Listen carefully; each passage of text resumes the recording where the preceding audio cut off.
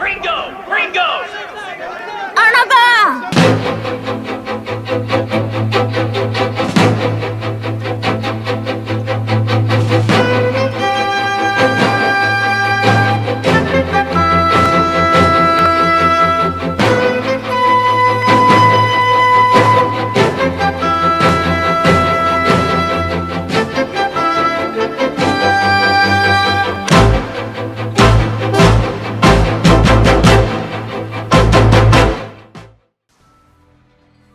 Les enfants poursuivaient leur route vers le sud, en direction du bassin minier où ils espéraient trouver leur famille. Welcome back to the Scrub Sessions. I know what it looks like, but think about it though. Think about it. Look at that big fucking tank in the background right there. Would you want to park your fat furry ass in that fucking thing and take it for a ride? For this session, I brought back my boy Colton to show me a bit of EA Sports College Football 25. Holy crap. That's it? That's the intro? It's been a long time since the NCAA have put their players/part-time slaves into a gaming title, and it's a goodie, man. It's just nice to have something fresh instead of having a fucking glorified roster update farted annually and, you know, fucking getting charged full price for that crap. Spare some change? It has already completely forgotten that I've given it change. Change! What's it doing? It's dying. If you've watched this show, you'll know that when it comes to Colton and sports games, the scrub is strong with this man. I think we recorded this thing at like 2 p.m. on like a fucking weekend before the NFL season started, and he was already like 6 beers in for God knows what reason. I don't know what he was doing, man. I just kind of had to let him cook, honestly. But since this is still my kitchen, you know, I got to add my own special seasoning to the mix. While I do love football, I've never really played any of the video games. So in picking something, I went with an indie title that I've been meaning to show for a long time. It's called Fuga Melodies of Steel. It's a turn-based RPG set in a kind of World War II steampunk setting.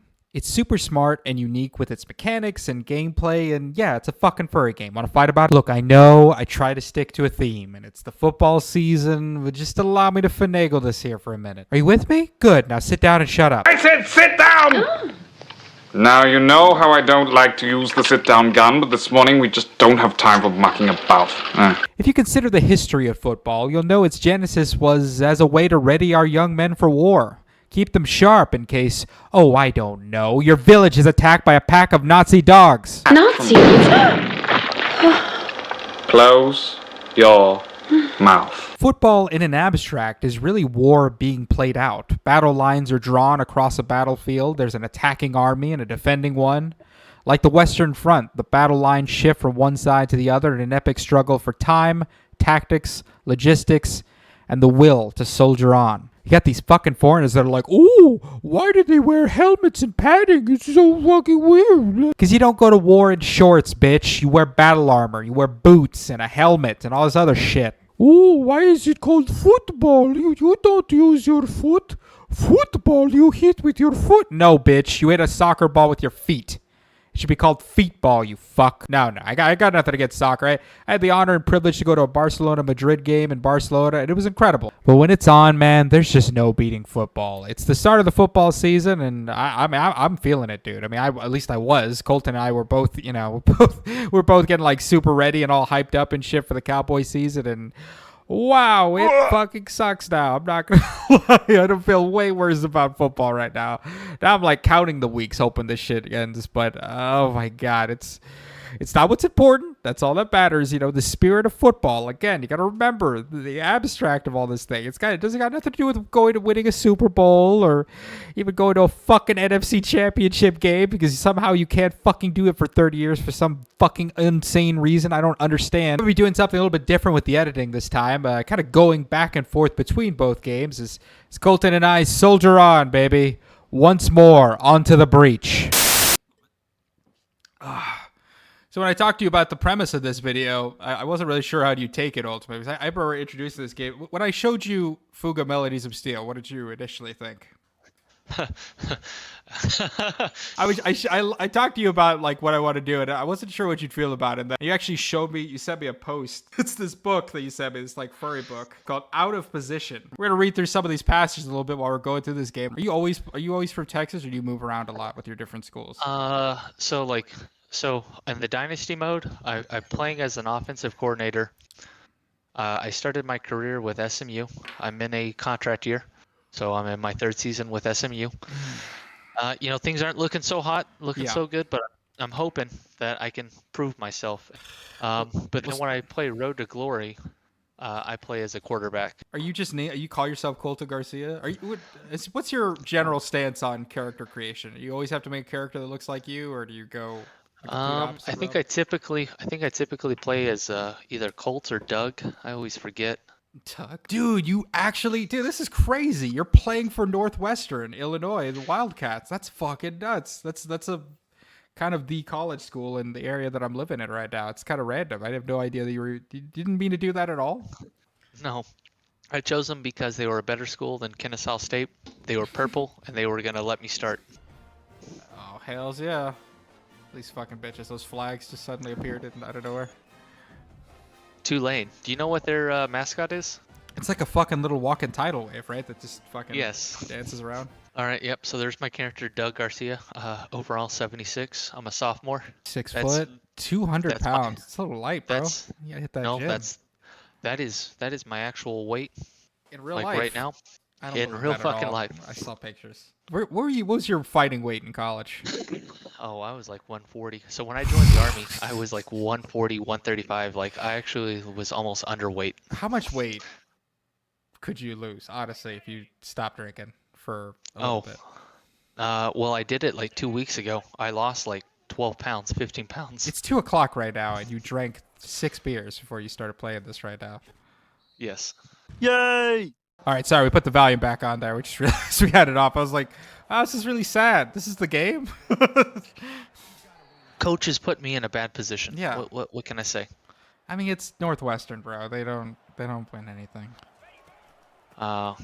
This is all I've been playing. But in the past 2 weeks, before my brother's wedding, because I was out in the field, I lost like 15 pounds.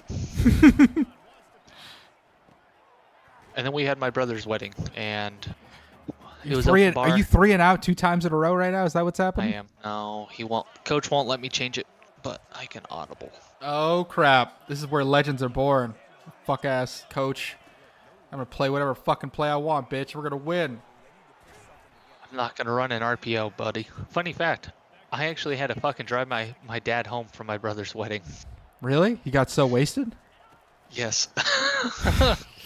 What was he drinking? Beer. Just beer? Christ. Just beer. Was he out in the heat too long? What happened to him? Yeah, we all, dude, I had like 15 shiners. He had who knows how many Michelobs. By the end of it, he was just done. It's too many, dude. 15 is a lot, bro. It's a lot of water. It is. That's a lot of liquid, bro. Like, where are you putting that? You got a empty leg? What's going on here? I'm drinking, what are you drinking right now? I'm getting I got the New Galerius Brewing Company. It's a Wisconsin brewery that we go and check out every now and again. I got these from my uncle. He actually gave them to me. Drinking the Spotted Cow. It's pretty delicious. Ooh, yum. That actually sounds really good. No. Because my brother's wedding, they didn't have any of the IPAs I typically drink. So I had to drink Shiner. So I've now been in a really weird Shiner kick. I don't typically drink too much in my house, but there's something about hanging out with you that makes me want to have a beer. You know what it is. Back in the day, bro. SFA. Stephen F. Austin State University. Axum Jacks. Bitches. Did you see their score on Friday? No, I didn't watch it at all. He showed, whenever I saw it from you, it was in 77 to, what was it? 77 to nothing. I wonder how much experience you would get in the game if you were playing that game. Oh, nice! You never did Michael did the full out, like, was it the sorority? No, that's a girl's thing, right? Fraternity. Fraternity, that's right. Did you wind up doing that at all, or no? I was in academic fraternities because I made good grades, but That's fucking lame. Yeah, I think I was in SOS too, actually. I think I was in a writer's thing, but I didn't do anything with it. No, yeah. Do you remember the crazy shit when Michael and Chisholm first joined that fraternity? The crazy shit that they were doing, and we would make fun of them.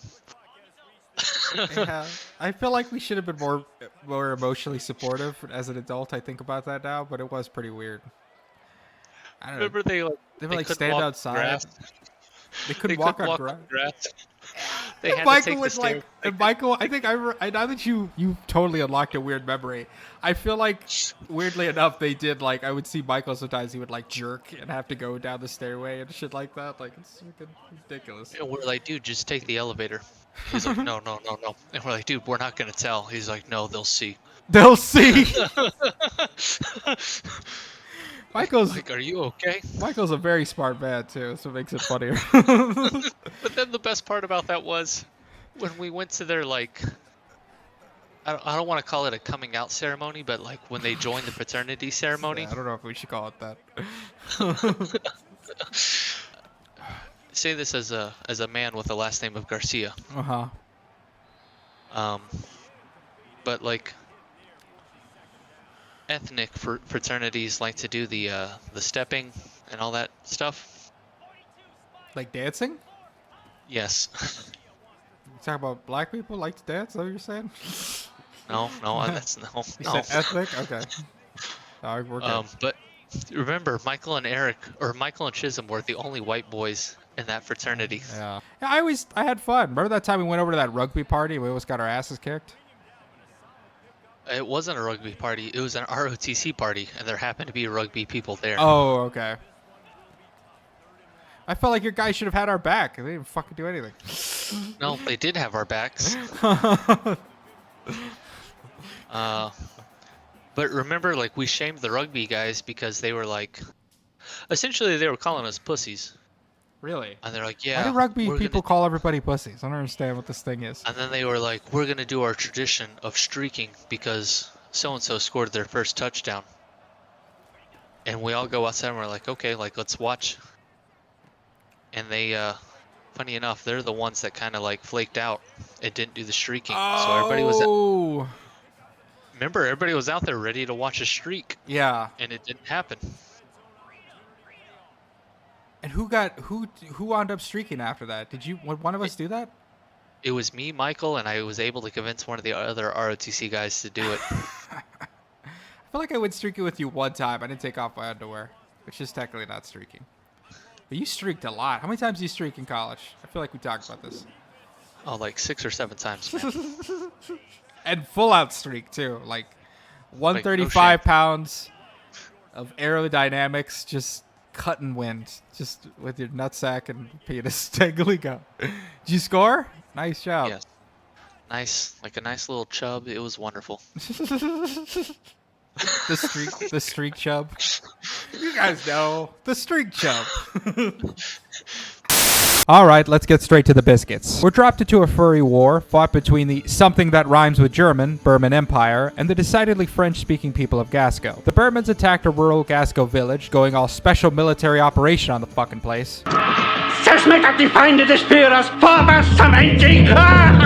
The village is destroyed, the adults are captured, and the village children hide in a nearby cave where they come upon this big fuck-all tank that they pilot in order to take the fight to the Burmans and hopefully find their captured families.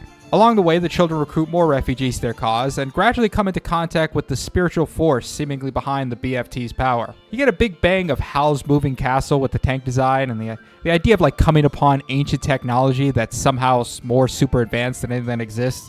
Kind of in the midst of like, losing a war. Kind of reminds you a little bit of Broken Blade, honestly. I know. I just followed a Studio Ghibli anime with maybe some of you have seen, with an anime absolutely none of you have seen, but there you go. Stop calling me weeb. I'm a person, okay? We'll be rolling down the field of battle, going the full 100 yards like John motherfucking Elway, and hopefully reach the end boss.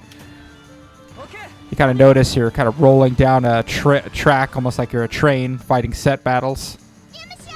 So you'll kind of notice like you have like almost like a 3-character system a little bit here. You're fighting a set form of enemies. You have your main gunners here. Notice that they're kind of divided in 3 different colors. You've got the red, which are kind of like your big giant cannon fire. You've got your cannoneers that are more like specialized. They fire like more like specialized ammunition, almost like smoke grenades or stun grenades and shit like that. Or a lot of them are designated healers as well. And then you have like your mini machine guns that kind of do a lot of like quick you know, small piercing damage that rides over time. I specialize more in the big cannon fire. You kind of see why in a second here. One of the most unique elements about this game is the attack order system. Notice at the top right there, you have the set order of who the hell is going to attack first, right? You got your 3 units there, and then you've got the 3 tanks. So you actually can switch around characters and modify who's going to attack first, and it's really key and like integral to building a strategy around this game. So you kind of see how this applies right here.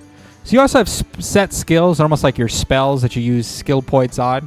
You have your health bar at the bottom, and you also have your skill points right there. I'm going to be using this gigantic area of attack weapon.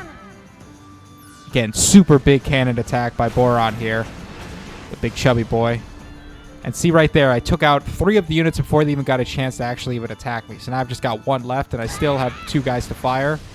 And they take them out, man, pretty quickly. That's a pretty basic enemy attack right there, enemy formation. Oh, you got some more medium-sized tanks here. And so again, you can change your formation. So after like 3 people go, you can set your formation again, but then you're locked into it after that. So you kind of have to decide. Like, so you notice right now, in my set order right now, I can attack 1 time, and then basically all 3 units are going to be able to attack before my guys at the top right there. So I'm kind of like having to decide and strategize in real time who the hell it is that I'm going to use first. I'm going to go back to the tried and true classic, America's favorite, Shell Festival. Again, destroy pretty much most of them. I'm still going to take 1 attack right here. Oof, took a little bit of damage right there. It actually delayed one of my opponents. I'm going to talk about the delay system in a second here. Knock him out. Notice in the corner right there, you have your set amount of battles you have. It goes anywhere between 1 to 3, generally speaking. But yeah, just taking a second here, like, it's pretty rare in any type of RPG that you could really, like, affect the order of attack. You know, it kind of generally goes by very, like, dexterity forms, whenever you're fighting certain things. Maybe if you get the surprise attack, your opponent gets the back attack on you, they'll attack first. But it's all very, you know, like math that's done in the background. It's so cool and unique in this game that you're able to kind of like actually adjust those things. So I'm going to use Malt first and make use of his double strike attack. Try to see if I could take out this tank before he has a chance to shoot at me. Boom, he gets destroyed. And now I can make use of of the delay system in this game. And so you notice that there's actually like a little tiny clock underneath the enemy's life bar. Typically, enemies are also divided into 3 varying, attack types, right? The medium style tank, the heavy tank, the light, machine gun usage. For this tank, obviously, he's more of a medium style tank with the yellow clock. And I can actually use the associated weapon with that in attacking him and delaying it. So typically with Hannah, like, she's more of my healer character. I don't really use her offensively, but in this particular case, I'm actually going to fire at him. Notice, see, his attack got completely delayed there by hitting him with the right weapon, and now I can hit him with the other forms and knock him out. So boom, man, 3 engagements and only got hit 1 time, and that's basically just all strategy there and kind of spamming some of my skills, to be honest with you. And yeah, man, like with that combat system, 100% this game is just super unique. As we enter in these ruins expeditions here. This is a very, like, kind of varying type of gameplay style in this game, where you kind of go on these random expeditions and get various weapons and supplies. You pick up everything you get. It's pretty rare that you actually have a chance to really buy anything in this game. There are towns, but they're not really. It's more like a trading economy in wartime. So you'll kind of, like, explore this world. It's almost like fucking Dragon's Lair or some shit, where you're kind of, like, walking around with your varying characters. Again, not my favorite element of this game. It's like I said, I get a little bit of, like, a... almost like, I would say maybe a little bit like Dragon's Lair, or maybe potentially even, what's that game? Prince of Persia, like the old school games, where it's kind of like a non-traditional style side-scroller a little bit. Coming in here mainly to collect more equipment and stuff for upgrades and to, build different, upgrade your systems, upgrade your weapons and the like. And you also get these toy gun bullets at the top. You have a set amount of ammunition. Again, it's a toy gun, though. That also somehow manages to blow through fucking brick walls and crap and pots and God knows what else. You actually shoot different monsters in this game. They're almost like fucking Generation 5 Pokemon. It's super weird. I guess the game didn't really want to have like a weird, like a Disney Channel, Mickey with a fucking dog pet kind of vibe going on here. But it is odd that the game does have like random creatures that nobody ever talks about, by the way. They're super weird looking. You kind of reach this fork of the road almost like a train a little bit here. You can kind of decide which route you want to go to. They'll separate them between the safe route, the normal route, and of course the dangerous routes. So the more dangerous routes, you'll have a lot more items and get more experience, but the battles are incredibly difficult. And you've seen kind of the way I've been able to go through it so far. It's relatively easy, especially with my build at this point, but these things get pretty brutal, honestly. I mean, everything's pretty set in stone, so you can try it multiple times in a row. you can't save in between battles. So you're kind of like have to like push forward until you kind of reach a save point here. So making these decisions and how you want to approach each route and what you want to try to accomplish, definitely a big part of the overall game. So in choosing a route right now, I'm going to use a little bit of the NFL schedule a little bit here.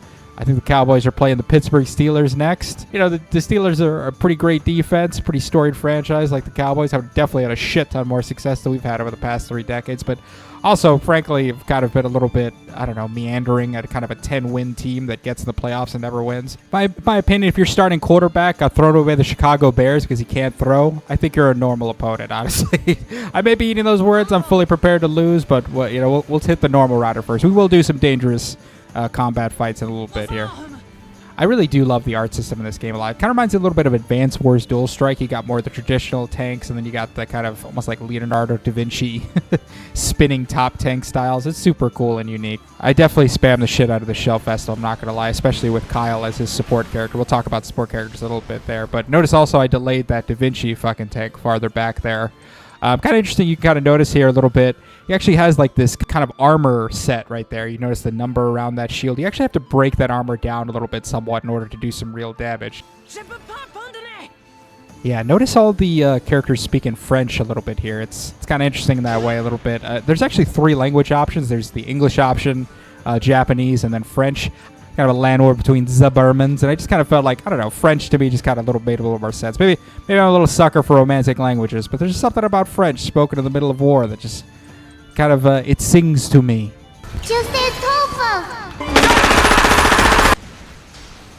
So notice there I used this armor-piercing attack right there to break down some of his shield right there. He has an armor rating that you can see right next to his health bar, and if you don't really knock that out first, you're only going to do so much damage over time, and especially with heavy units like this, you want to try to eliminate that armor rating down as quick as possible, and that's where kind of these machine gunners really play into a big play. Notice I switched out Kyle for Boron there. We'll talk a little bit about support characters in a minute. So you have the 3 main gunners, right? You have the 3 guys kind of more or less operating the guns right now. And then you have your support characters. Every support character will give you a kind of benefit or effect. So the reason why I link Kyle with Boron there is that he actually helps improve accuracy a lot, which is super helpful. That's why I'm able to kind of launch that Shell Festival and hit so many things all at once, because accuracy is a thing. You know, shooting cannons at flying units or lighter units has a much lower chance of actually hitting. And so having that support effect to be able to just hit everything all at once is super good. And so, like, you know, Hannah, the healer spell, every time you shoot a normal attack, she'll get something. You know, Malt, you know, his support character with this guy, he'll give him a higher offensive attack on normal attacks. So, you know, shifting guys around and building kind of relationships between the units is super important. You kind of almost imagine all these guys are kind of like running around in a fucking up and down the different turrets, and one guy's loading the weapon and one guy's firing the weapon, and they actually build kind of I'm gonna say relationships or links between them in the midst of battle. It's super important. We'll talk a little bit about building that sort of relationship there. Notice the kind of heart system right there and the percentage. Once that thing gets up to 100%, you're actually capable of doing abilities. And again, it's all kind of predicated on building these relationships between these characters. I know that sounds a little weird, but I promise it's not. It's super cool. So you'll get graded on actions, the amount of actions it takes for you to finish out the battle. Damage received, obviously, how much damage you wind up taking. So that's why, you know, building your strategy off of not getting hit is super important. And then technique, which to me is like kind of like more based on like doing skills and shit like that, which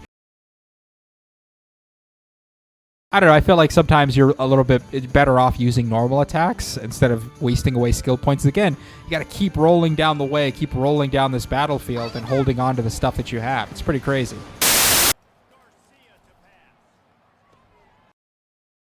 Nice job, dude. Fuck yeah, baby. Is your second touchdown today? Yeah, it is. How many fucking football games, do you think our school won at the time that we were there? Was it 10? Like less than 15. We had a pretty good... Did you get intercepted? You're feeling yourself too hard. I should have let you focus there. No, it's okay. Look at them fucking saluting like Hitler, those fucking Nazis. Look at this. Fucking nuts. I was being pressured by the defensive tackle. Ooh, you want to know what's really weird about our school, though? Have I told you like the weird thing that's happened since I've been in the army? No, what happened? Or since I've taken this position? So I've had I've had 2 students, because I'm an instructor. I've had 2 students who graduated from SFA. Oh, shit. SFA, for those that don't know, for those listening, it's Stephen F. Austin State University. It's a university on the edge of East Texas. It's like, I think the closest major city is in Louisiana, right? If I'm not mistaken. Like, it is right. Shreveport. Yeah, right on the edge of East Texas, just right next to it. So you get a lot of like Louisiana crossover. Obviously, a lot of people from the Houston area. And I went there for a college for a creative writing program. I don't know what did you went there for political science? Is that what you got a scholarship for? Or not a scholarship, That's the degree I chose, but it was so I could be an Army officer. yeah. For me, it was either going there or to the University of Texas in El Paso. So just I think I made the right decision. But it is definitely the football is terrible there. Their stadium's kind of cute, but like like they have a tradition. Our rival was Sam Houston. It was like this orange fucking football team, and you would have like they had Chief Wahoo. No. That's with that was with Northwestern Louisiana. Oh, that's right. You're correct. I just remember that now. So one of our main rivals was obviously Sam Houston, but then there was Northwestern Louisiana, which kind of had like similar colors as we did. We would trade Chief Wahoo around. It was like this giant fucking wooden Native American man. He looked like the dude from the litter commercials. 7 foot wooden statue. They brought up that tradition of like whenever they win the game, they take the statue. We've had the statue for a few years. I think we lost it the year we got there. I don't even know if we ever even got it back, honestly. We did. It was one of those things where I just unfortunately never cared. It's a cool college. I like college stuff like that when there's like some sort of weird thing with a mascot or a tradition or a logo or whatever. But for whatever, like our school was just so bad at football. Not basketball. Like I mentioned before, like basketball, like we would go to the tournaments. We'd upset some people. We'd always beat the shit out of every school that was around us, which made going to the games really fun because even though you didn't know who the fuck we were playing, there was just something fun about just seeing your guys just beat the crap out of some, fucking bumfuck university. Whoa. Look at that. Player of the game, baby. Damn, dude. I love that they didn't show your interception. I know. But, just saying. So the thing about my students, though, who graduated from SFA, one of them was like trying to talk to me. He's like, "Hey, sir, like maybe you can explain it better. Like I'm trying to explain like what SFA was like. Look at my GPA, 3.0. Oh, that's bad." And God damn, dude, what the fuck? What are you up to? You're oh, obviously shit, not look at focused. this, look at this. Oh my god, let's try to build up our last win. I want to give you a challenge: record 4 touchdowns and lead us to a win. It's a big ask, but I think you could do it. Also, what do you think of me? Is that your coach? I guess like fuck you, bitch. I'm playing NCAA football team. So, the student was like, can you explain it to her? And I explained it to him, and she was like, the student was like, so did you do any of those like extra ROTC things? And I was like, no. They're like, well, what'd you do? I was like, look, I'm gonna be honest with you. I said I didn't really hang out with ROTC people in college. And she's like, what do you mean? And she's like, well, who did you hang out with? Like, it blew our mind that you could hang out with, like, non-Army people in college. Yeah. And I was like, well, I hung out with a lot of, like, creative writing and art major people. It's like they were a little less weird, meaning that they didn't, like, all take turns having sex with the same girl a lot, and it made me feel better about myself, honestly. You were mainly like a political science guy, I feel like. But then you also hung out with a few film people. We had some more Paisa people that we'd hang out with, but they kind of knew where all the cool parties were, so we would go out and hang out with them for a little bit, and they would buy us beer. We drank mainly Michelob Ultra because it was fucking super cheap as fuck. Or Bud Light. Or Bud Light. Speaking of which, so bad. While you're practicing, I'm actually this would be a good chance to show. I think this would be good motivation for you while you're training. A little excerpt from Out of Position. 5 a.m, I wake up from a dream that I just fucked another guy, and I'll find him next to me, his tail tickling my arm. Jesus! Oh my God, this picture. Whew. This is not just a. It's not that bad, honestly. Well, one of them's naked. Cold panic grabs me. I get out of bed without waking him up. Find my clothes folded neatly next to the bed. Nobody else has to know, he said. My thoughts are in a whirl as I walk down 3 streets without seeing them. Finally finding a landmark in the dim pre-dawn light and heading for my dorm. That's a beautiful description, honestly. Nah, I'm good. I'm happy with that. Damn right, nobody else has to know. If he tries coming around the team, blackmailing me, he better not mess with me. Or what if he comes around wanting more? Shit, I clutch my head in my paws. I'll deal with that when it happens. This is some good narrative writing, honestly. I might finish this book. All right, so reach another fork of the road over here. Who do we got next on the schedule for the Cowboys? Ooh, the Detroit Lions, man. Holy crap. One of the most embarrassing NFL franchises of the Super Bowl era, who also managed to go to an NFC Championship game since I've been alive somehow. Dangerous battle in my book, so we'll definitely kind of push forward there and see what that's all about. Ah, the big turtle kind of character here. This is actually kind of a variant on a boss I just fought. I don't know, he kind of like turtles up. He obviously has an armor rating of 5, so you got to get that shit down quick, fast, and in a hurry here. Not really going to be focused too much on trying to delay him at this point because he kind of really just pokes his head out like a little coward and tries to fuck with you. Jesus Christ, his little stupid-ass turret. I actually find that these particular characters aren't too difficult to go up against, especially on their own. I'm telling you, dude, when it comes to these dangerous engagement, they can get pretty fucking brutal in a hurry. Fucking Scorponok over here. So at this point, you're kind of encouraged. Once the armor rating is completely down, he'll kind of like shift into this more attacking mode. So now you're kind of encouraged to fuck this dude up as well as possible. I think I'm going to use the classic defend here because I'm not really going to be able to do a lot of damage with the minigun. Yeah, sometimes it's right to defend. And now I'll be able to shoot him twice. Hopefully be able to delay him. Yeah, push him back a little bit there. And then I'm just going to fire. I'm not going to switch out the formation because I'm going to really want that shit in the next battle here. Once you don't want to lock yourself into a formation before you've seen what's up ahead. And what's up ahead kind of sucks. Oh, just notice they have the green rating here. Again, these dangerous guys will do a shit ton of damage, man. Oh my god. Holy crap. All batteries, fire! Fire! We're just trading shots here a little bit.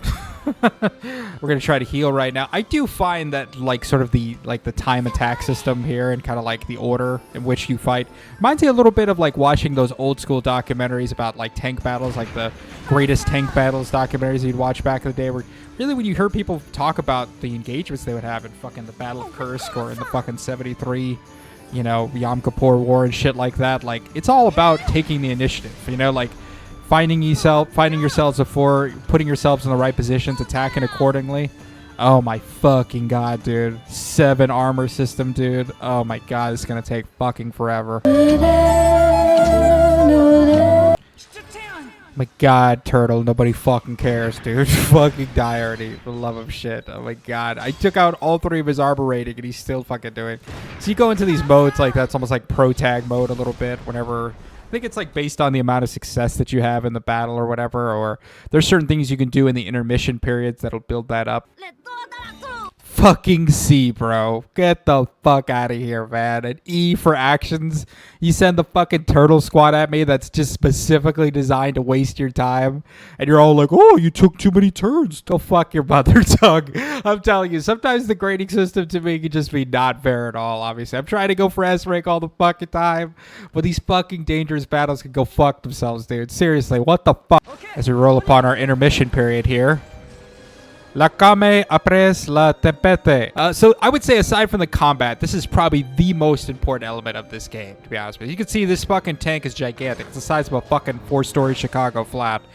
You move through the various facilities, kind of like upgrading your various systems and kind of interacting with the various kind of complexities and elements of this game that we'll kind of go through one by one here a little bit. So you got your dormitory rooms right here. This thing is kind of like designed to kind of like, you know, you can rest your varying characters that may have been injured a little bit. You also get a bit of a XP increase from this thing. So I have the ability to expand them right now with some of my new shit that I got from that expedition. And obviously you accomplish varying wish list things. So you have like a little notebook here. If you accomplish these varying things, it'll kind of increase your, I don't know, pro tag fuel, if you will, a little bit here. Kind of what you saw with that that final character. I was able to kind of increase my attack a little bit there. So kind of helps. Like I said, it's a nice way to just kind of get some direction here. It's the one kind of RNG element that I'm not going to lie. I'll generally like restart the game from this point and get kind of like the set notebook that I'm comfortable with and accomplish some things that I actually want to accomplish. You got your laundry room that kind of helps you build bonds between characters. We'll talk about bonding a little bit. The workshop, this is kind of where you go to kind of like upgrade your varying weapons and armor and kind of your skill point reactor capacity, if you will. See, I'm going to have an opportunity right now to expand my workshop. So along with upgrading your weapons, you kind of see right here, you actually have the option to expand it, and this allows you to increase your ability to upgrade various things. So now I can upgrade things up to level 10. And again, all of this shit is stuff that you acquire either through battles or through expeditions and shit like that. I'm going to upgrade my cannons. Obviously, again, like the build that I'm kind of going for here is definitely heavy emphasis on big cannons, but also the machine guns to kind of allow me to kind of like quickly, precisely kind of strip down armor and hit things very fast. So that's kind of my build. I'm definitely used much less of the grenade launcher cannoneer build at this point. I just don't find it to be nearly as interesting in my opinion. But yeah, I'm going to upgrade a shit ton of crap. Notice, though, in the corner right there, I have a set amount of actions that I can do in a given point. So you got like 20 action points overall that you could do for each intermission period. And doing anything, like whether it's like upgrading your varying equipment, cooking meals, talking to people, everything kind of costs action points in its own way. So you kind of have to manage that per intermission period. And it's super interesting in that way. I think it's one of the more interesting elements about the game is that time is of the essence. I mean, you are in a battle period here, so deciding what you want to work on at any given time is like super important. You got the mess room here where you can cook meals. This allows you to get a lot of like varying upgrades throughout the game. So you'll like, this is one I like to use a lot, particularly early on before the boss battles, where I'll increase my affinity between the characters, like their link attacks, and also get more experience to kind of allow them to upgrade faster. But there's a lot of different meals you can get. Again, you can expand the cooking room to make better meals. You know, make things better than like a shitty ass cabbage roll. But of course, with the fucking mess room, it wouldn't be complete without a fucking farm, baby. You can actually plant things. You got a little bit of a farming system here. You know, fucking Animal Cross, you know, fucking eat your fucking heart out, bitch. Obviously, getting the raw materials to be able to cook things. You plant stuff, and then the next intermission, you'll actually get said thing. So getting strawberries, wheat, you know, eggs. Like, I kind of create a little bit of a shopping list of what I want to build up. Again, just granting some wishes, accomplishing a lot more of that crap. I got about 4 action points left. So again, you have like your ability to upgrade your weapons, cook meals, obviously farming, and even doing shit like scrap fishing and going on expeditions to get more shit. All of this shit is really important, but I would say the most important element of this game is building bonds between your characters. So you noticed in the beginning of the game, there was like these sort of like little heart signatures that were on the bottom, right? That percentage that was rapidly going up. What happens is that in the middle of intermissions, you actually have to kind of build relationships between the characters. You do so by talking to them and basically getting like little bits of flavor text like that. I'm a boy, so I gotta be strong. You know, and now you increase your relationship between the two. It's super interesting, man. Like the idea of like building relationships in this game in a way that's actually functional. The closest thing I could think of would be something like Mass Effect a little bit, where it's like, you know, you talk to people, you get a lot of like varying narratives in the storyline. It kind of adds a lot to the complexity of the game. But let's be honest, like a lot of people did a lot of conversations in those games to just get snoo-stew with some aliens. You know what I mean? Like it didn't actually have a lot of applicable elements to the game itself, other than maybe adding some extra flavor to the story. In this game in particular, building this bond is like super important. So right now you got like this option here. So answering the question accordingly is like will allow you to kind of build up that relationship a little bit. Oh, buddy, we're almost up there. We're almost to the final 10. Once you get to 10, it's kind of it. So, right there. Built it all the way up. And now these two are as close could be. They're like a little bromance, these little kids. I kind of like the idea of Balt and this kid kind of a relationship. It kind of reminds me of me and my little brother. And you get these cute little interactions here.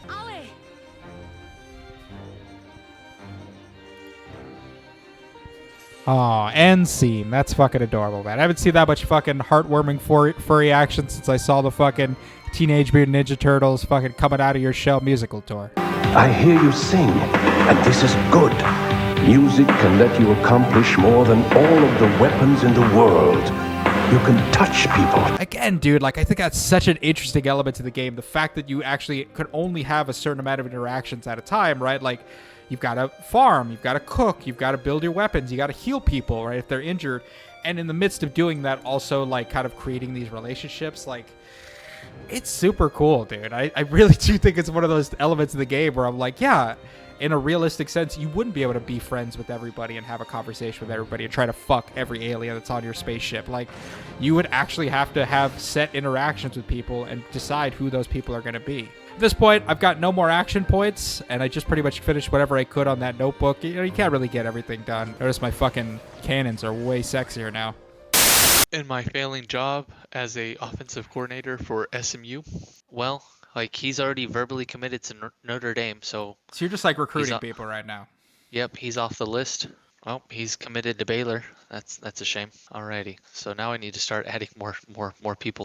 If you're looking at what I need a lot of defense, but I'm not gonna do this too crazy. But essentially, what I can do is like this guy, Zach Cook, whoever you are. 3-star, nice hair.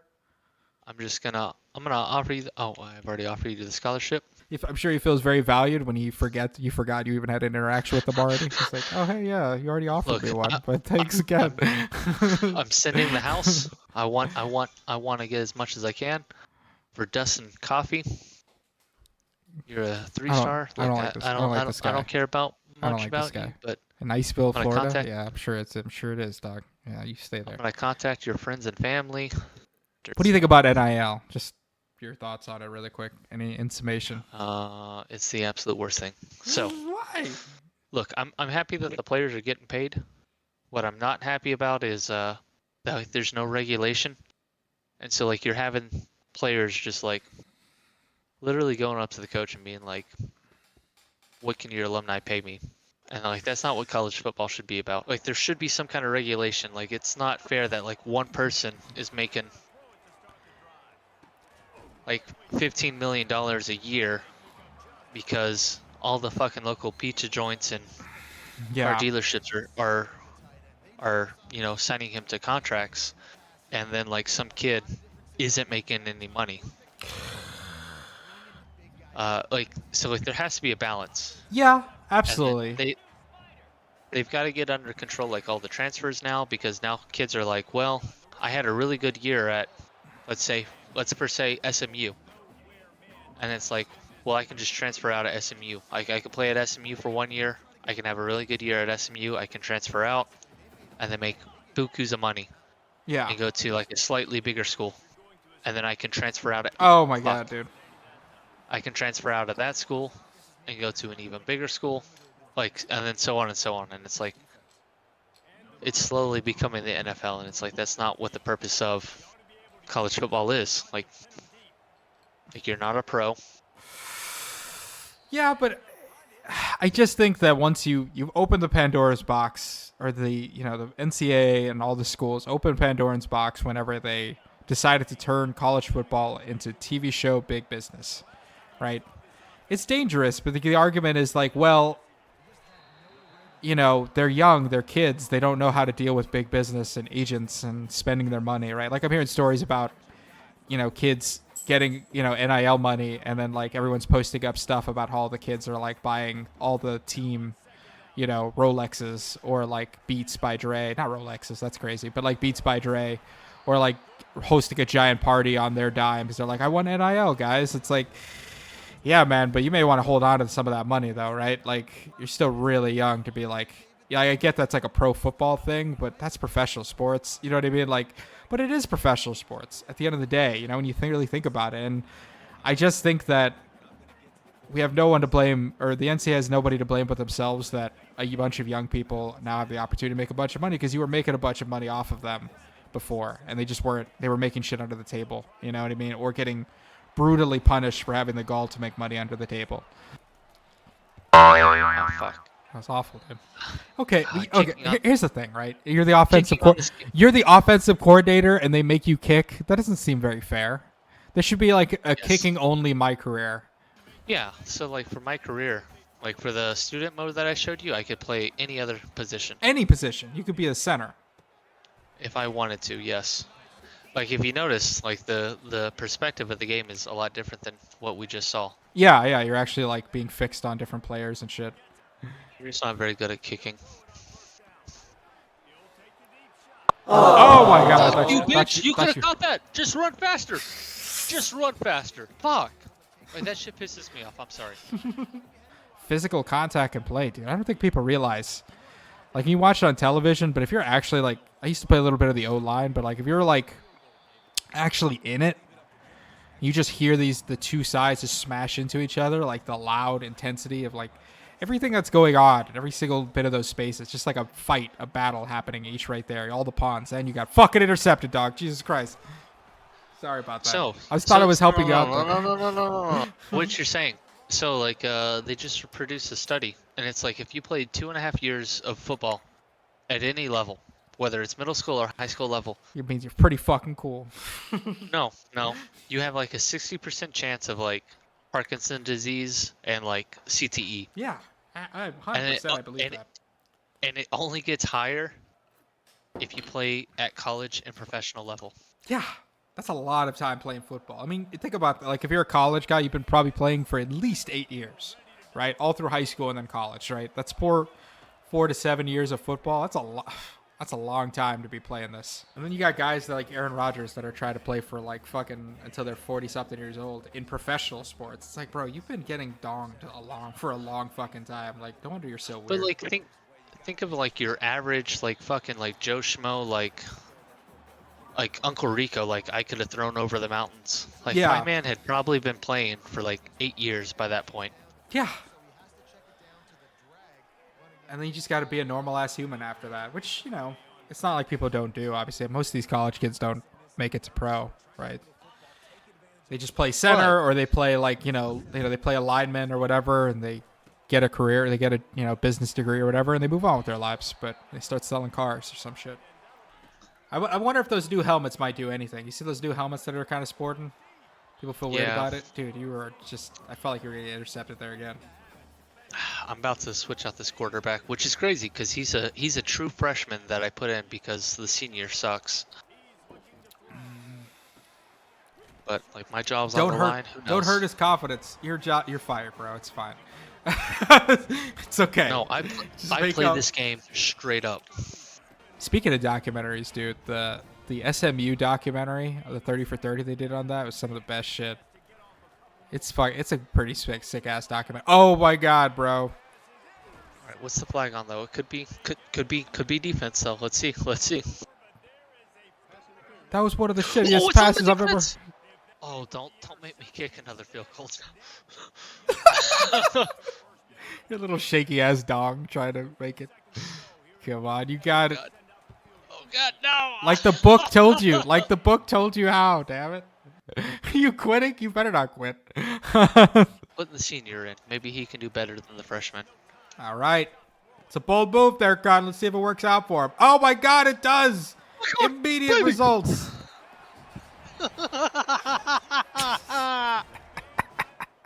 Here's what's crazy is I could still win it. Yeah, you're still in this, dog. You're back in this right the fuck now. And you get sacked like a motherfucker. All right, so we got the next round. Fucking San Francisco Warriors. Yep. Dangerous. Let's just move on. Oh my god, dude. Like, again, with the dangerous battles, like, they don't let up. Like, these things are disgusting with the way they attack. I mean, look at that gigantic ass fucking shotgun shell of a fucking tank fucking barrel. All right, so I used the link attack between Kyle and Boron, kind of a strategic use, but again, during the dangerous battles, I find you have almost no choice, especially if you're kind of at a lower rank. It's too hard at this point to really, like, try to, make anything happen. Am I going to go for it? Am I going to pierce it down? Yes, I am. I think I may try to see if I could take out one of these. I guess I go for the one without armor because, again, with a 3 armor, there's no guarantee you're actually going to kill it. All right, at least I took out one. Now the formation's gone, and I'd be able to take out this one too. So again, the link attack is but again, you have to reset it all over again. And obviously you want at least a few link attacks for the end boss, so you don't want to burn yourself out. But also, like, you have to consider your SP. You have to consider your health. You do have, potions and kind of health potions as well, but those aren't, those are limited too. You don't really have a direct way of buying health potions either. Like, you'll just pick them up over time, but, you're kind of managing your resources very effectively. So right now, I'm just going full out big dick cannons right now with everybody. All right, we're able to take them out without getting shot at, thank God. Big boy. Any of the color variant tanks to me, I always find are like They just hit harder, man. They're just fucking nasty to deal with overall. Do I switch around? No. Well, I guess I'm gonna pierce him right away. So, kind of like when I'm thinking about battle order right now, right? I know I'm gonna strike him with a delay attack, but when I do that, I want to make sure at the very least that I'm able to at least, strike him a little bit. I'm kind of surprised I didn't use the machine gunner for the third attack, but I don't know what I was thinking. So again, get his armor down a little bit, then delay him with the big cannon. Oh, I'm going to go with the double strike. Man, I'm going fucking... Oh, no, wait. Yeah, that's what I thought. I was like, what the hell am I thinking? Ooh, so I used the stun ammunition. This is actually an ability that some of the cannoneers have, but rather than switching out the cannoneers and using people that I'm not really, super into, I actually just have, varying items that you use where it basically has the same type of effect. It's like a tome spell if you think of, a Final Fantasy game. Like I said, it's not a guarantee that you're actually going to make it happen, but if you can paralyze him like I did right there, then it'll result in him actually not being able to attack accordingly. So you really do want to make use of all your items, especially during the dangerous battles a lot. I find that they're far and away the hardest parts of this game, even harder than the bosses, I think, at certain points. So again, look at all those meters slowly building up again. These are me thinking about in real time my link attacks and what I'm going to ultimately use. So I'm going to pierce his armor one more time, and then I'm going to start firing this cannon. I'm a little worried that he's going to break out of this paralysis. Again, these fucking dangerous battles, especially the colored variant tanks like the green and the reds, they operate on their own rules. There is no rules. Kind of surprised he used the brave shot a little bit there. Probably not the right move to use. I should have used the double strike, to be honest with you. I switch out the formation. I'm probably going to have one more shot before he strikes me with something disgusting. Damn the torpedoes at this point. Oh, dude, even with the low armor rating, dude, he still fucking doesn't take that much damage. And then he adds the Wrath, which gives a chance for fear, and these attacks are disgusting, dude. Oh my god, it missed. I'm not gonna bullshit you, dude. When that shit happened during the recording, I was like, I could not believe it, dude. That shit probably would have took out half my life and probably would have fucked up some of my units. But holy crap, when that happened, I was like, oh, thank fucking god. Again, you can miss, and missing in this game is brutal, dude. Cannot tell you how costly that is. So right now, I was just a lucky son of a bitch right there, and I got to take advantage of this as best I can and just take him out before he hits me again. I do not want to get hit by that shit again. See, yeah, I even switched out my formations, but I'm going to use the double strike just to make sure. Again, I don't want to take a risk. Do it. Come on. You got it. Fragmented shot. What are you, stoned? I'm so dumb. I'm just kind of looking at my options here before I commit, I guess, but yeah, take him out, baby. Woo! Ass cheeks unclenched, dude. God damn, dude.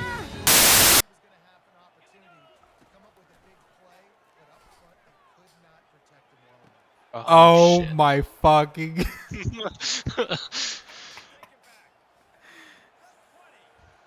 Jesus Christ. I suck. Is there a tech school in the country that's legit good? When is ever a tech ever? Is it Georgia Tech, Texas Tech? Georgia Tech, Virginia Tech. Which one's the best one of that? Oh my god, dude. That dude is just eating your Dude, life. my offensive line sucks. I'm putting the freshman back in. Fuck, this guy sucks. Damn, 7-28, dog. There was no point. Just stick with it. This is embarrassing. I would fire you 100% if you switch this out. Yo, you made a call. You got to live with that call. It's fine. You switch it. That's so embarrassing. I'm so embarrassed for you. I can't believe you did. I would fire your ass tomorrow. I wouldn't even let you get back on the bus. Are you fucking kidding me? You're getting trounced and you're like, I'm going to switch it out a third time just to see. Now his confidence is back, right? He got replaced. He's got to probably feel good about himself. Oh, God. I got to recruit better. I think I always just want a team with a good... If your O-line sucks, I never want to see your team play. It's the worst. It's like Aaron Rodgers again. I swear. Is he really going to go all the way? Please stop him. Stop him, dude. That number 12, get over there. There goes one! The fucking quarterback goes for the tackle. Jesus Christ, dude. Pick in the red zone, completely covered. He was holding him, by the way. What I say all the time. That was pass interference or whatever. Is that holding or pass interference? Holding is only for the line, or is it also for receivers? No, there is defensive holding. Dude. Holy shit, that scared me. I felt like you almost ran yourself. You just ran out of the room really quick. I felt like you were going away. Dude, your O-line's getting chewed the fuck up right now. I think you just run the ball. Just run the ball, slow things down, because you don't have any protection right now. Your guys just got to be scrambling. But I'm like so far behind. Like I can't just like I think Get yourself in the red zone first before you. I know. People who play the Cowboys, like we talked about, at a certain point. I said we can't talk about the Cowboys. I said nobody wants to hear it. No, they want to hear it. They don't. Who do you think's the number 1 seed in the NFC? The 49ers, hands down. Yeah, I want to say that, but I also feel like there's going to be a Super Bowl hangover a little bit, and some issues with talent. Christian McCaffrey might finally... Dude, when they traded for him, do you remember how fucking injured Christian McCaffrey would get with the Panthers all the time? Like, it was insane. I felt like every year for like when we were in college, because that's when he was playing with Cam Newton and shit, I felt like he was hurt every goddamn year. He goes to the 49ers, they overpay for him, and you're like, come on, bro. Like, what the hell are you guys doing? And he becomes fucking Colossus from fucking X-Men and never gets injured ever again. He's just been like an Iron Man for like 3 fucking years in a row. It's insane. So... Because like, they don't have to fucking force feed him the fall. I guess that's... Yeah, it's true. Look, I'm not... It's just even still, I still felt like, I can't believe he's still so healthy. Nice job, dude. Your protection got a hell of a lot better. I don't know what happened. Everybody needs to fucking drink some Gatorade. Well, probably because I told him, I said, hey, you like living in Highland Park, north of Dallas? Well, guess what? That shit's on the line. I will all your scholarships. I'll just send you back to whatever rat hole I found you in. That just got you so covered right now. Let's try to see if we can score one more time before we get out of here. Come on. You got this. Oh, my fucking God. Oh, my fucking God. And you miss him. And then the other guy. Jesus fucking. Well, I'm getting fired as the offensive coordinator. College football, folks. How do you like it? Jesus Christ. Right, so you're going to have to look at some crazy just things. all these long-ass runs after interceptions. Every single one. It's just them running all the way down the field. That fucking fat bastard, number 64. All right, as we reach our last fork in the road right here, we're looking at the schedule. We got the fucking Falcons after that. I'm going to call that a normal battle. I mean, the Falcons as I'm recording this, they just beat the Tampa Bay Buccaneers on Thursday night when I'm recording this. So, you know, again, would I be surprised at all if the Cowboys were fucking 2-6 when this fucking when all is said and done? I wouldn't. And I'm not going to sit here and pretend like the Falcons are, they're not schmoes. But if you compare them to the 49ers and the Lions, I would call them a normal opponent, honestly. Damn, dude. Like, this is a last fucking kind of ditch attack here. Like, holy crap. How do I fucking switch this out? Let's see what I wind up trying to do here a little bit. I kind of feel like obviously I'm going to start out with an area of attack and try to knock this shit out right away. See if I can knock out a bulk of these units right off the bat and just work on that turtle shell. I'm kind of encouraged at this point to switch things up a tiny bit. See if you can build some link attacks with other things. But again, if your relationship isn't as strong with some of those guys, you got to be careful a little bit. Like, sometimes it's almost better just to write out what's good and then, like, not. Like I said, this is sort of my default formation right now. I don't make use. Notice I haven't made use of the nerdy dude, the scrawny ass, shit, fucking Wile E. Coyote dog that I just got right recently. This fucking homeless dude that's, fucking bothering me like Kyler and fucking Bilson and fucking Sleepwalk. I still have Malt's like buff right now, his hero buff, so I kind of feel like I should keep using it regardless at this point. So I'm gonna just drop a lot of firepower right off the bat and see if I can take out most of these fucking Hotos. Shell Festival again, baby, America's favorite. 4 strikes. Hell out of here. So I got him right where I want him at this point, but knowing that you kind of like are pretty much can take him out at any point, now you kind of want to make use of your turns a little bit. Maybe take a few extra turns, get a little energy cell right there. Yeah, bring up my skill points back up, take a little mana potion, if you will. Kind of surprised that I actually went with the attack right there, but I guess I just want to make sure you're softened up for the 1-2, baby. S rank, bitch. So as we run through our last intermission here, again, if there's anything to take away from this, is that furry games are fucking awesome, dude. At least this one is. It's fairly short, too. I think its time to beat is like a little over 15 hours, Will I beat it? Probably not. You know, it's funny, like when it comes to like the way I feel about RPGs, like I love like shit like Dungeons and Dragons and played World of Warcraft back in the day and, you know, played a few turn-based RPGs in my time. But I have noticed that like when it comes to RPGs, like even ones on the handhelds and shit that I played a lot, I rarely finish them, especially shit like Final Fantasy. One Final Fantasy game I like seriously put time into was probably like the Final Fantasy 3 remake on the DS. And that game is like notorious for like some of the mechanics that it has that are just like specifically designed to like waste your time and force you to grind even more than you already do. And I played a lot of Pokemon in my time, like bought multiple games, and I don't know if I ever completely finished any of them. I just like realized this about myself. Like if I like a game, I will put a hard 60 hours into it. But if I'm not at least like 80% through the game after 60 hours, I'm probably not gonna finish it, dude. I just lose it. Like there have been games I've wanted to play on this channel, like Ni no Kuni, like another game with like stupid mechanics that are designed to waste your time, and I just can't do it, man. I as much as I love that game and some of the art styles, but I just, whenever I get into like certain titles that I just don't want to finish, it's fucking hard, man. It's kind of funny that my girlfriend has like begged me to go to see therapy like multiple times for my anger and shit, and here I am just like fucking psychoanalyzing like why I can't fucking finish Final Fantasy, you know, the Crystal Chronicles on the fucking DS. The fuck is wrong with me? When I see a giant robot, I just get so mad I want to beat them up. And then I want to burn them. Sometimes I want to burn the whole world. I mean, I can't even get an erection now unless I'm tied to a chair with a time bomb taped to my chest. We'll switch out our characters here a little bit. You can kind of go on the bottom there. Have a little talky time with people. Like Kyle to me is like he's like a city kid from out of town a little bit who kind of feels a little bit isolated from the village, kind of like an emo fucking kid, super goth as fuck. And Hannah's kind of like his secret crush a little bit, so I kind of have them have a relationship. Building the relationship between these two is new. Again, Sheena's relatively new to my crew, and I do find that her usage, especially after the fact, after I recorded this, she's kind of like this sorcerer mage girl that you find. You think the Burman has targeted us because of my spells? I should have said maybe, honestly. Epion. No. C'est inexcusable. Pardon. Je suis désolé. Ouais. Merci. Aww.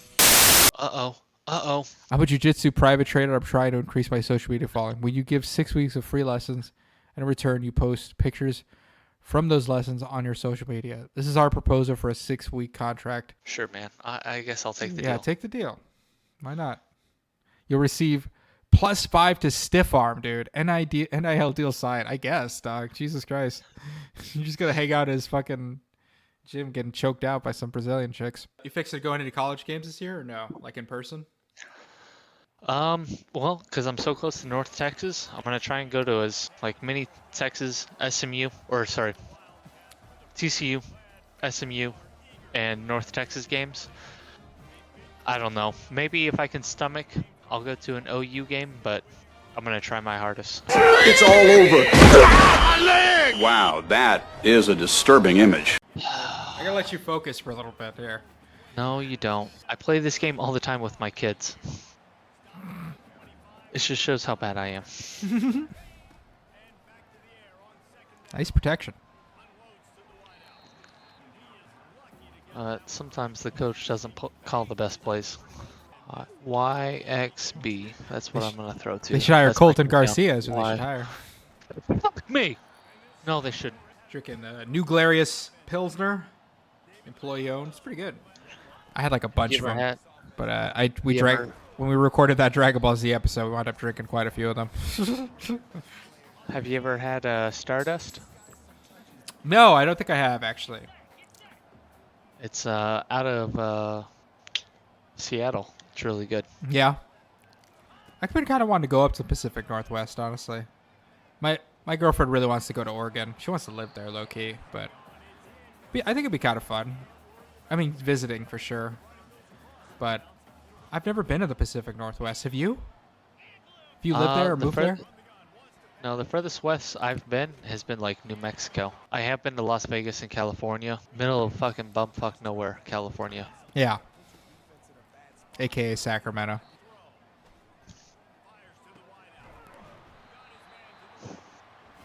You got it? Yep, I got the first down, baby. Nice. All right, we're getting closer. See if we can get across this field and fucking get some damn -4 rushing yards. Hey, coach, run the fucking ball, bro.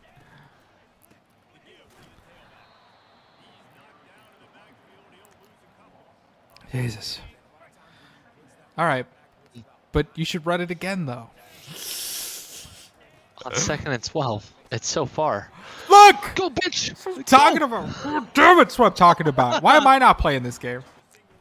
Did he run it? Yeah, dude. Look at this. Fuck out of here, UCLA, with your bitch-ass run defense. No. Dude, look at this. You're about to even this shit up right now. Just don't get all Russell Wilson-y right now. Make this about yourself. Oh, my God, you almost did. Nice job. Look at you. This is happening right now. Oh, that was a bad throw. Ooh, he gave him just enough time to fucking go up, too. And But they didn't. Nice job by the defense. 3 and out before even the second quarter. And you got time to cook. Did they strip the ball? Is that what happened? no clue. I would have to read the report. Yeah, dude. Nice job on the defense. This fucking Northwestern might win a title this year. 2-0, baby. I'm taking my father-in-law. I think Run next it, dude. weekend. Run this shit. And- I don't know. Oh my God! But you still gave them enough time to potentially get it back. But still, it's still fucking incredible. You're insane, though. You would have totally thrown that away. God damn, Doug. There's still time in the second quarter, Damn, baby. Let's dude. go. The UCLA falling apart, 1 and 2. That dude who signed with UCL is like, maybe I should go back. Oh, well, Oh my there's the God! You interception. fucking interception, Colton. It begins! Fucking idiot! You should just ran the fucking ball. You fucking. Oh my God! They're gonna even this shit up right before the fucking quarter Hey, starts. look, I ran the play that coach gave me, and that's what I'll tell the media. It's his player blames blames coach for loss against. They just scored again. Yeah, it's throw deep, baby. Bold move with the run play there. Oh, okay, coach. Now you want to run a run play? Okay. Why are you doing a run play? What's even the point? We need to get into field goal range, and you need to run along the sidelines and stop the clock. I'm looking to pad my stats so that way I can transfer out of the school. It's over. Yeah, the time ran out. Jesus. Pad my stats and go. Where are you trying to go to? Huh? Who needs you right now? A better school than this. Maybe Colorado? UCLA. Yeah. It's so crazy. It's like somebody told them to run the ball and they just started doing it. That one right there. Oh, Beautiful. that was beautiful. Oh, Like a baby. This is going to be the interception. No. That was good. in traffic. We roll up to the final boss here. Get a little heal before you get started.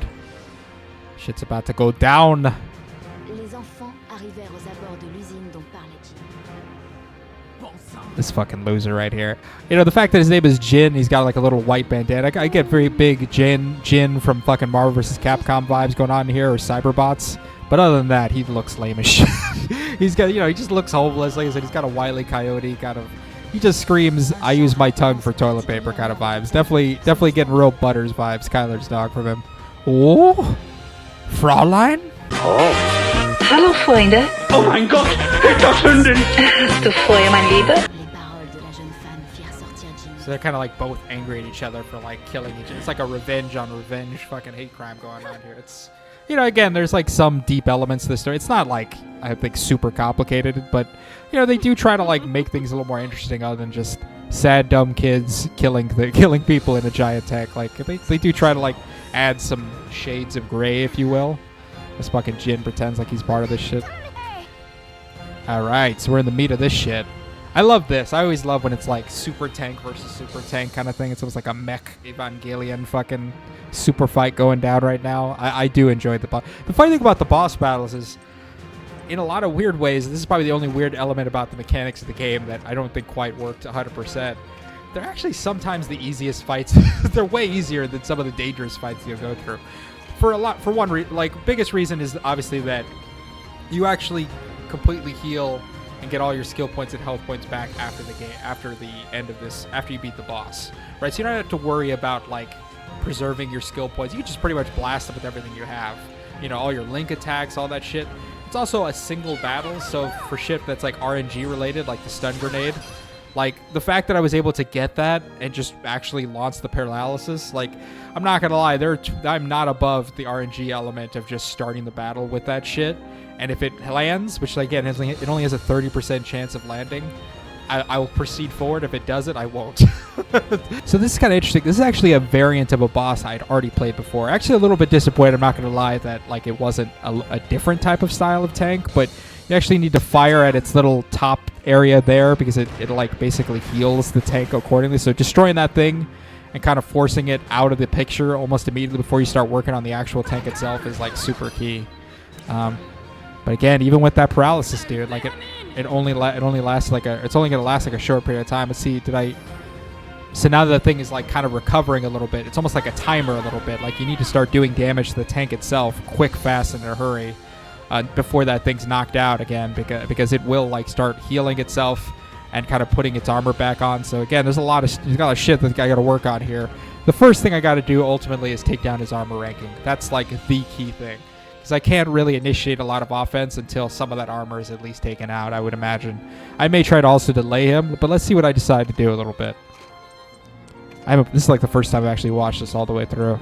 Alright, so yeah, I'm going to start wearing down his armor a little bit, delay him one more time, hopefully, take down his armor even further, and then probably start actually attacking it. But again, I don't have very much time because that thing is going to recover quick, fast, and in a hurry soon, and that's bad news for me, baby.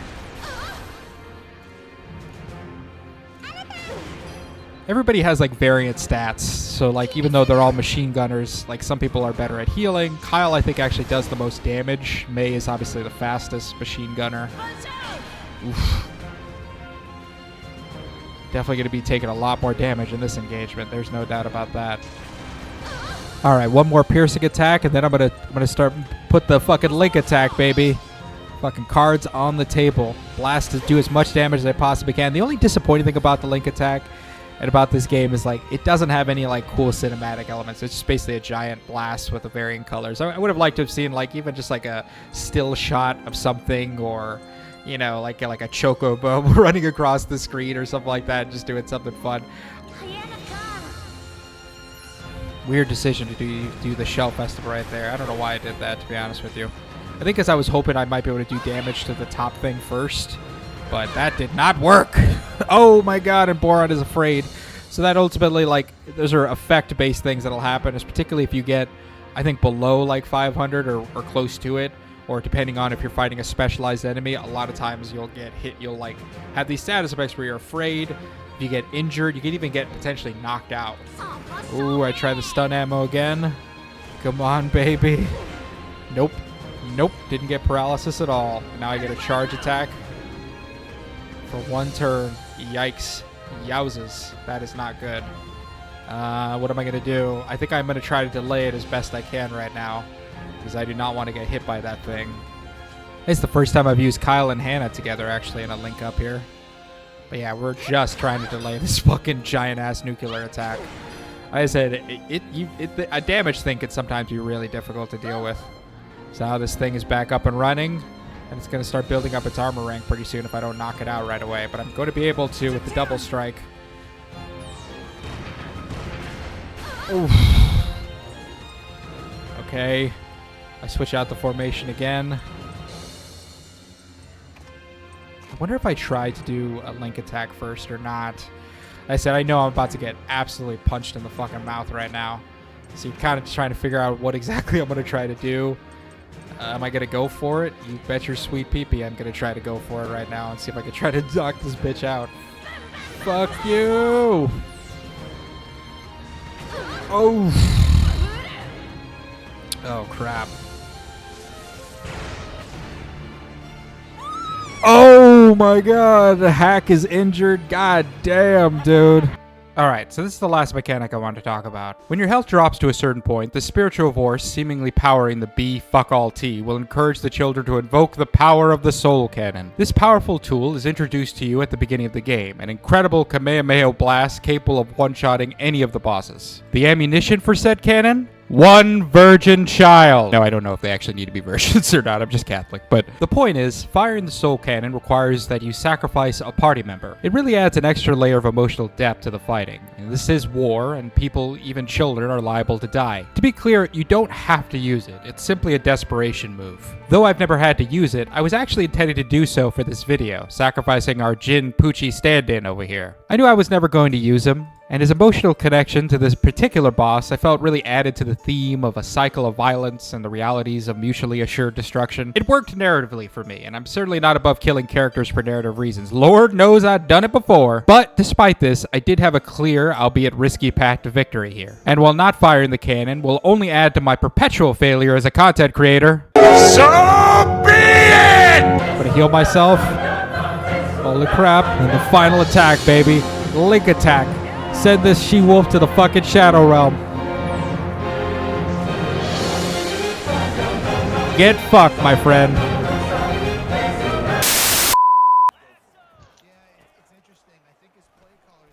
You have not had a lot of time to play in this quarter.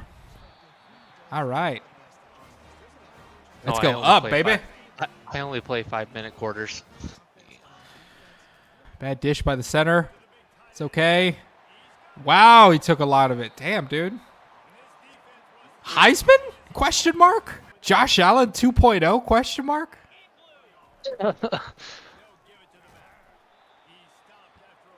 That's fine. That's fine. You know what you should do? Run it again. They would never expect it. Just real short. Let them cover it with the run. Yeah, yeah. Oh, good. Did you make it? You did.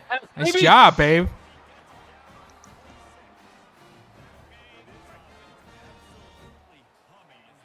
Dink a dunk, dude. Be real quick. They can't cover you. They can't cover for you too well. It feels like they do it and then they just don't after a while. I guess sometimes they get beat, obviously, but holy crap. All right, dude. We're carving them up. We're about to even this bitch up right now. And they're going to have at least 2 more chances probably to make a play.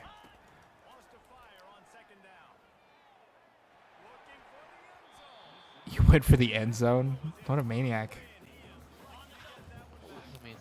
Just get over the line, dude. Just get over the line. You will need to score here. There it goes. That's what I'm talking about. That poor dude got wrecked. Scored the field goal. Got a chance to fucking overtake them right now. I think you should take as much time as possible and bleed this shit out. Nope. Nope. Fuck that. What would Jesus do? I'm just gonna fucking hit the attack, baby. Let's go. Let's go. Oh my god. Get damn.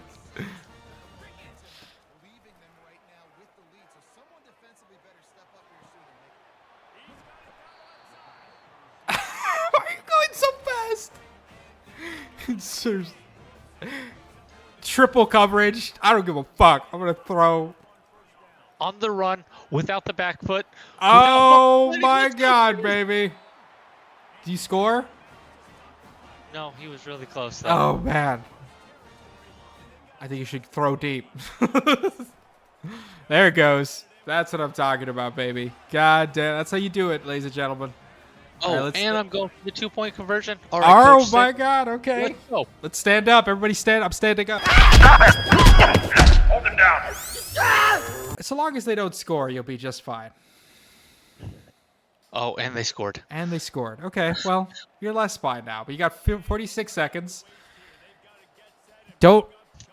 Just balance it out. You don't need to run super far. Just throw, dink and dunk. Let's get a little closer. Let's get to the middle. That's all we need to do is get to the middle. There it goes. Yeah, we still got time. We still got time. All you need to do is get a field goal. You don't need to get all the way to the end of the field. We just need to get to that field goal mark. That's it. Bad fucking center, dude. That center is just... Get rid of him. Nice job throwing to the sideline too. Slow down. Oh no, the clock's still running. You gotta go. You gotta go. Go, go, go. Go.